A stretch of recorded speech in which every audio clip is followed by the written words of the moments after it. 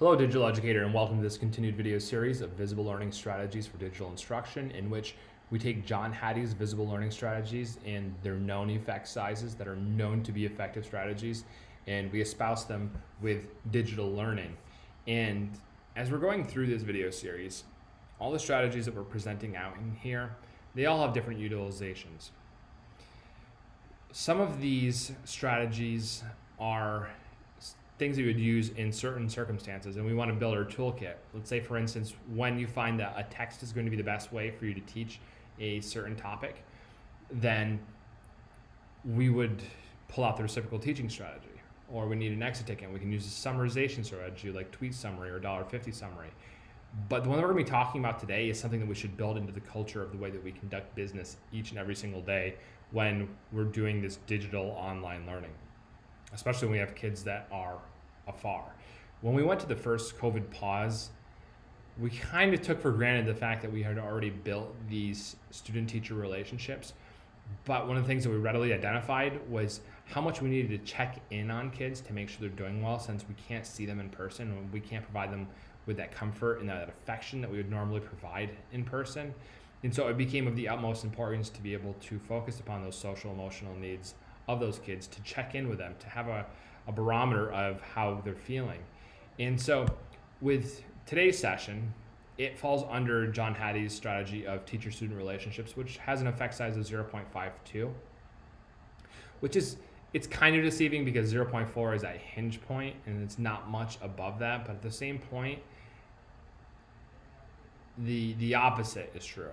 Having a deleterious relationship with students, or having students not have a relationship and having a deleterious environment at home that detracts away from their ability, can be a hindrance to their learning. And so this is more to keep kids in a position where they're able to learn and keep them out of those clutches, those lower order Maslow's crises that impede their ability to learn. And the strategies that we talk about today are selective entry and how are you feeling slides. The how are you feeling slides are my favorite because I could spend all day just going through and creating different representations of these things, but we'll get to that point. So our quick introduction here. When we get into these worlds of digital instruction and kids are removed, they can also have students see that they're deprived of very meaningful social interactions. And sometimes it's only the people that are inside their house that they can ever interact with. I remember myself during the COVID pause and finally being able to go back into work. I was just starved of human interaction and to be able to just be around humans. I mean, being on Zoom, yeah, that's nice, but it's not the same thing. And so this strategy is going to seek to foster very intentionality of student-teacher relationships in a digital environment. And it helps us to keep an eye out for the problematic situations, the mental well-being of our students, so that we can help to allocate needed resources to those kids. And remember, students learn best from people they care about and people that they know care about them. It goes a huge ways. This is best used for synchronous instruction. It's not going to work so much with asynchronous. It kind of does. It does work, but not in this strategy manner.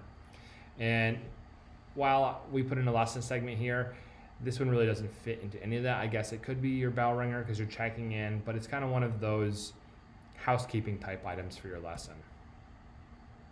So the first is selective entry. As you get into your waiting room, and the kids are sitting waiting in a room to be able to come in, this is a good time for you to start letting kids in all at a time. Instead of letting all of them in, letting them in one at a time. And then once you let one kid in, have a quick, very meaningful, high impact conversation with that kid about, hey, how are you doing?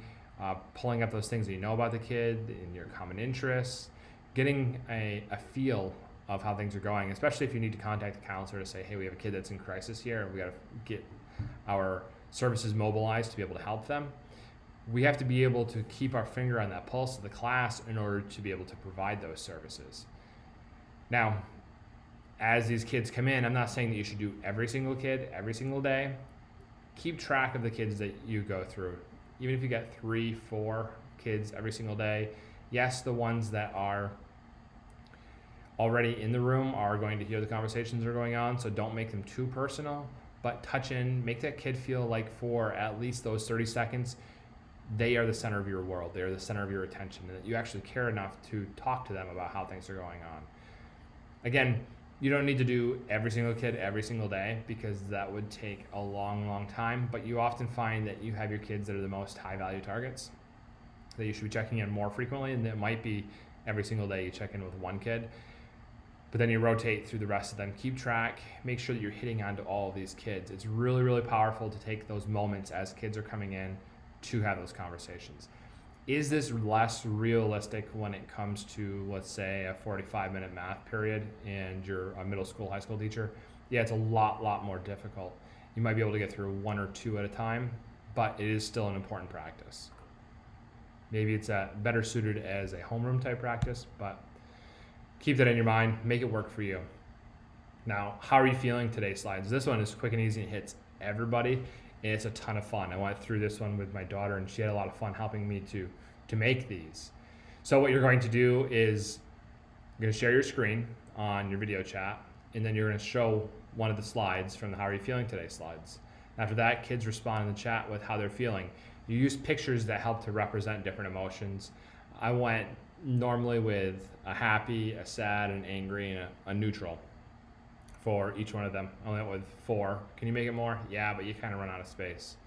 And then after that point, as you see like a kid is sad, you can start engaging in conversation with that kid, whether it be at that point like, oh no, what's the matter? Or what's going on with you? Or you can talk to them after class to be able to set things up. But having a good feel about those kids and how they're doing and looking out for any problematic symptoms that may be showing up. So first one that I went up with is the 4 feelings of Nick Cage. And so the kids can select how they're feeling. You know, A is kind of like that happy, neutral. C, I guess that's kind of happy, cringeworthy. B, crazy, angry. D, sad. So I went through and just picked of the most popular memes, a bunch of images. Everything from Oprah. A and B are kind of similar to each other. So I took out the neutral, one of those two. But it gets kids really thinking about how they're feeling and identifying with the pictures that are there. It's Star Wars, Topher, Sixth Sense, neutral on the last one. James Vanderbeek, so sad on that one. Flipping the table, angry, success kid, and then cat is just kind of like out there. One of the things I didn't get into because I didn't take the time to is that you could do the same thing with animals and funny pictures of animals and representing them. Which of these animals best represents your mood for today? How are you feeling today?